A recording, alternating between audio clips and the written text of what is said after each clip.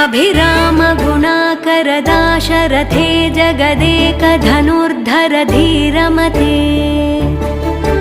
रघुनायक राम रमेश विभो वरदो भवदेव दया जलधे अवनीतनया कमनीय करं रजनीकर चारुमुखाम्बुरुहम् रजनीचर राजतमो मिहिरं महर्षि